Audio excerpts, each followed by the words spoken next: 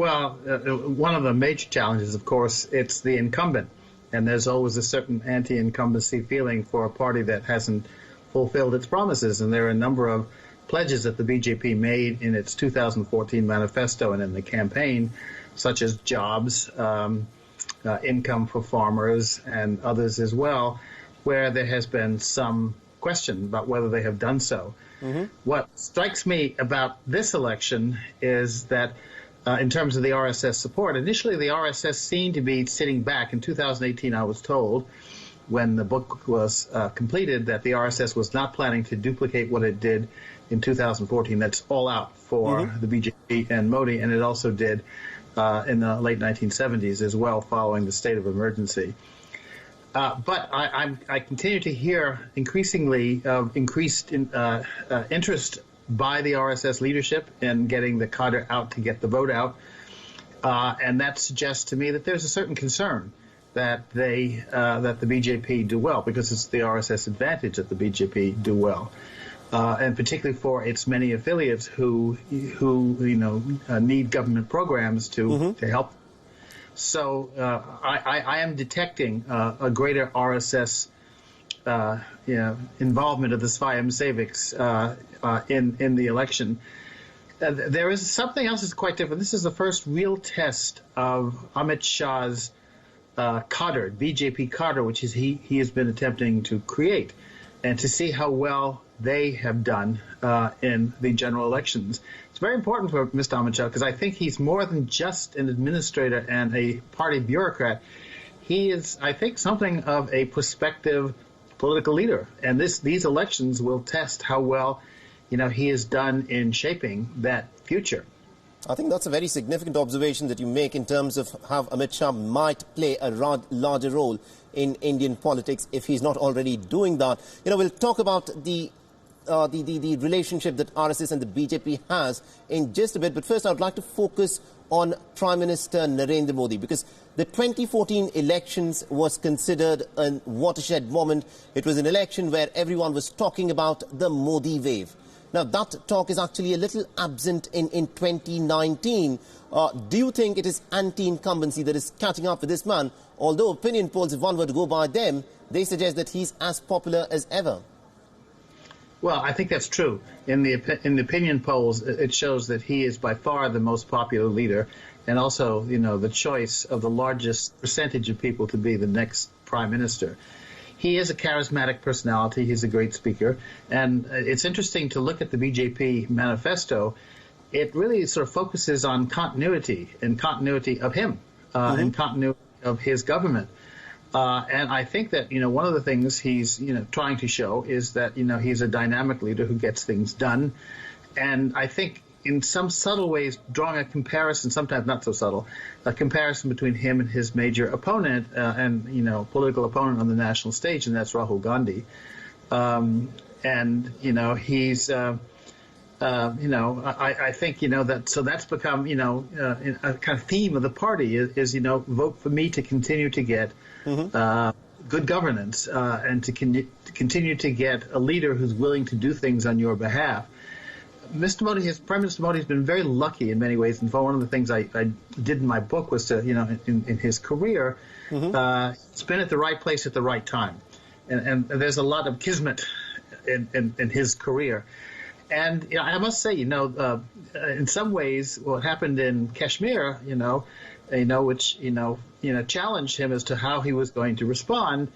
Whatever one thinks of the effectiveness of that, it did give the impression of a leader who is willing to be strong in support of Indian interests, and that builds on the issue that they had with China, when India again was strong in its response to what the Chinese had done in the north and the northern border. So I think what you see is the difference in 2014 and today is you see a more of stick with me, it's more I'm more reliable, and in a sense Ache Din may not be was in 2014, but you're more likely to get it with me than with anyone else. I think that's an interesting point that you made when you said that Kismet is something that Modi has had on his side. And a lot of people would say it's also charisma that Prime Minister Narendra Modi has on his side. The question that I want to ask you here is, Prime Minister Modi in 2014, it was all about economic development and Achhe Din that he promised. But this time round, there is a marked difference in terms of what he's promising the voters. He has exhibited this muscular state policy, especially in the aftermath of the Pulwama attacks. And do you think that is going to be a decisive factor in these elections in 2019? Well, I think it is a factor. Jobs, of course, are the first factor, and all the polls show that that's the major interest of Indians. But I think, the national security issue has entered the debate. And whether, it's a little confusing because when you ask people, what is your list of the major ones, they may not always say that but when they talk about strong leadership, and I think most Indians do like to see their national leaders to be firm, decision makers, what happened in January and February strengthens, the impression that I think the BJP is trying to make, and Amit Shah in his shaping of the campaign, is here we have a leader who is a strong person willing to defend Indian interests when they are challenged. Interesting point that Indians would, of course, like to have a man at the helm of affairs who is willing to take risks and take strong decisions. Now, what we are seeing also on our screens are live visuals where Prime Minister Narendra Modi has met with his mother, he sought her blessings, and now he is on his way to the polling booth to cast his ballot. But Mr. Walter Andersen, I would like to go back to that little bit of an interesting dynamic that you were talking about between the BJP and the RSS.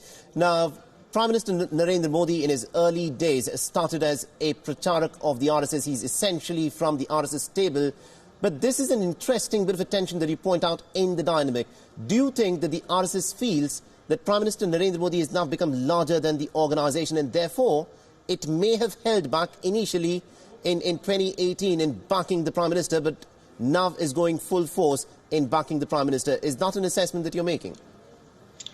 Well, there's a couple points here. One is in 2018, many didn't think they were going to need to, be as forthcoming and as assertive as they were in 2014 and in the late 1970s. I think, when you had the 3 state elections and the BJP lost, to be quite frank, some people exaggerate the loss in Madhya Pradesh and Rajasthan because actually it was relatively close in terms of popular vote. But nonetheless, the image was, the parties, there could be a real problem here. And I began to hear, people telling me that the RSS begins to take, a more assertive stance on getting out the vote. Very interesting. There was the meeting of the Lok Sabha, that's the parliament of the RSS, met in March, and it came out very strongly, with advice to get out, to the Swayam Seviks in the field, to get out the vote. And the idea is that we don't want to sit on our hands or have people, who, would likely support us not actually get out and vote. So the important thing is to get out and vote. And I hear recently, that they weren't going to say get out and vote for the BJP as such. Right. But I'm told that there's more of that is beginning to happen, get out and vote for the right party. Absolutely, indeed. And also the fact that you've been following the RSS at least for well over 3 decades now. You've also recently written this book, RSS, An Insider's View. So the question that I want to ask you is, although the RSS shies away from describing itself as a political organization, it calls itself a cultural organization, but it has clear and pointed interests in politics as well. Do you see the RSS emerging, if it has not already emerged, as perhaps the most dominant ideological body that will shape Indian politics? Oh, I don't think there's any doubt that it is probably the major, ideologically oriented organization in India. And it's not just the RSS. I think I tried to point out in my book, there is around the RSS, there are these dozens of affiliated organizations, such as the BJP and the Bharatiya Mazdoor Sangh and the Vidyarthi Parishad, the 3 largest organizations in their respective fields of activity. Mm-hmm. Because the Indian government is so, pervasive in its impact and what it does, these various affiliated organizations have an interest right. in the government, taking steps that, help their membership. And so, for example, take, in the farm, the BJP is speaking, the RSS is speaking out for, cheaper inputs such as water and fertilizer, higher prices for farmers. When we first wrote our book, of the Brotherhood and Saffron, this was not a major issue that they were concerned with. They were concerned with training, building, that sort of thing. They're now increasingly interested in policy, and they're informed by their various affiliates as to how they're going to sort of portray those policy interests of the RSS, and they convey that to the BJP as well. In fact, there have been some differences with the BJP. They have not been nearly as enthusiastic about foreign direct investment, for example, as has the BJP. The BJP obviously has, because it's a jobs issue. But the RSS, in a sense, following, the sort of views of the Bharatiya Mazdoor Sangh, the labor affiliate, which has not been all that enthusiastic, thinking this, weakens, in many fundamental ways, the Indian economy. To get back to your original point, though, is the RSS is not, it is a cultural organization in some ways, but it's much more than that now, and it's much more than that because these various affiliates who have a political interest are, in a sense, shaping the views of the RSS in those areas as well. Absolutely, indeed. That's an interesting point that you make. And meanwhile, we've got live visuals of Prime Minister Narendra Modi. If we could cut across to them, full frame here, where Prime Minister Narendra Modi, as he's walking up to the polling booth to cast his vote, he's held up a child. We believe that is the child, that is the grandchild of Amit Shah, so he will be casting his vote in just a bit of time from now. We saw Prime Minister Narendra Modi, in fact, earlier meet with his mother. He has sought her blessings like he does in pretty much every single election. And that's exactly what he's done this time round. And if one could even just look at the amount of crowd that is gathered, it is just about 8:20 in the morning here in India as the Prime Minister steps up to cast his ballot. The sloganeering can be heard in the background. And the number of people who've just come to see the Prime Minister cast his vote. He's presently being accompanied by the BJP party president Amit Shah as well. As he now steps into the polling booth, we are given to understand this is the polling booth that he will, of course, be entering to go ahead and cast his vote in Ahmedabad. And Mr. Walter Andersen, if I can now bring you in on this. Many people who've been watching Indian politics have said that not since the time of Indira Gandhi have we had a charismatic leader who's had the same kind of purchase on the minds of Indian voters. What do you think is it about Prime Minister Modi that seems to connect so immediately with the people of India? Earlier, the BJP was only described as a party of the Hindi heartland, but Prime Minister Narendra Modi has been able to break that barrier, and he's got a pan-India appeal. I think that's true, and he's worked at it, and in fact, he's been helped by Mr. Shah, Amit Shah, who's I think helped make that a reality. Is that he goes all over the country, and the other thing, he's a fantastic speaker. He's one of the best political speakers anywhere in the world, as a matter of fact. And so that's an asset which they use as much as possible. So that gives him, a sort of presentational style, which I think is very appealing. I think my experience with India is Indians like a person who can tell a good story, who can speak well, particularly a leader. And he fits that. He has that, from the time he was a youth, he was interested in drama and plays and that sort of thing. And that's reflected in what he's doing now. And from the program that you're watching, I think I was watching the same program you are. And I was looking at Amit Shah, potential future leader. Amit Shah, really follows much of what Mr. Modi, his habits as well. He also mixes in the crowd and goes around in the crowd, much as Mr. Modi has done and is doing. And people tell me that his speech style has become increasingly similar to the Prime Minister. Absolutely. In fact, the Prime Minister's speech style it was very similar to that of Atal Bihari Vajpayee. And people tell me that there was a deliberate effort, to follow, another great speaker in Indian political history was the former BJP Prime Minister of India. Absolutely. That of course, is a very significant and an interesting assessment that you've made. That is true, because the comparisons between the rhetorical skills of Prime Minister Narendra Modi that he's so very popular for have been compared with the earlier BJP Prime Minister who had in fact come in the year 1999, Atal Bihari Vajpayee. So Prime Minister Narendra Modi, let's just update to our viewers, has just stepped into the polling booth. He, like any other normal individual, is going through the routine of, he's just shown his voter identification card, and there his name is being checked on the voters list. So it's a normal routine procedure like every other voter is made to follow. That is what Prime Minister Narendra Modi is, of course, going through. He's just shown his identity card, the voter's identity card, to the polling officials there. He's signing in the register just to make a registry of the fact that he is in the polling booth and will be casting his vote. So in just a moment from now, he will be casting his vote at the polling booth. And this in many ways is the beauty of Indian democracy, where, remember, just in the third phase of polling, 188 million voters will be casting their vote. They're eligible to cast their vote. The first and the second phase polling turnout was pretty impressive. In the first phase it was about 69% In the second phase it was about 64%. And we can expect a similar kind of a voter turnout today as well. So Prime Minister Narendra Modi stepping up to the ballot box as he will be casting his vote in Ahmedabad there. That vote turnout is actually very impressive it's a voluntary vote for a democracy.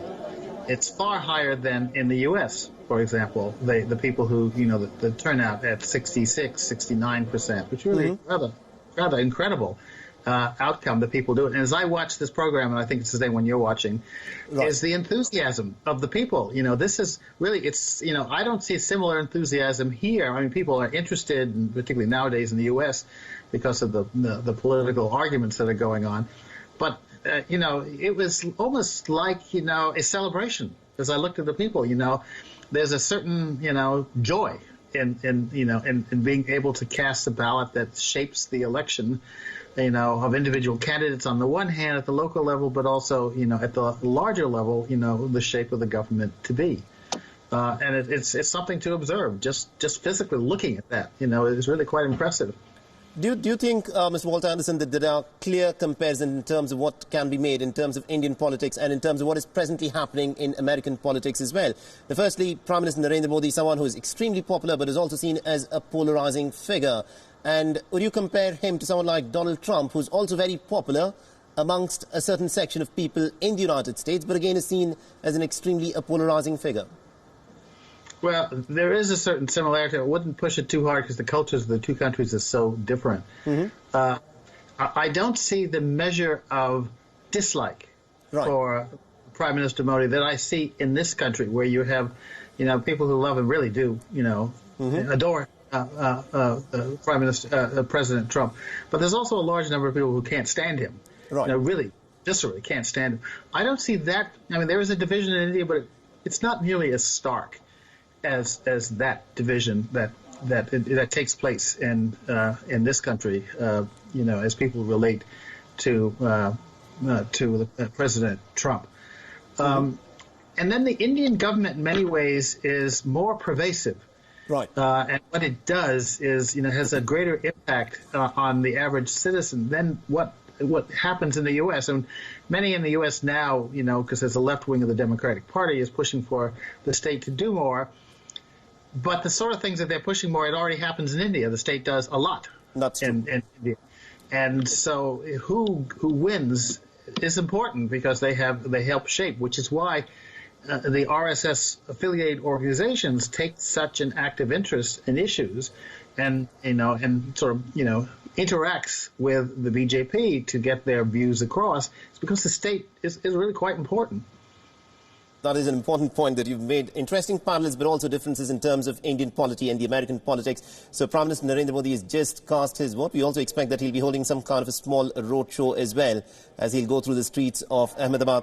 And Mr. Walter Andersen, thank you very much indeed, sir, for joining us all the way from Virginia in the United States, for taking time out and giving us your insights in terms of what the RSS is, and also how the BJP is, of course, shaping up and has emerged as perhaps the most dominant force that we've seen in Indian politics in almost about 3 decades. So this is a continuous coverage we will continue to have, and we'll slip into a short break. More news and updates will continue on the other side. Do stay tuned.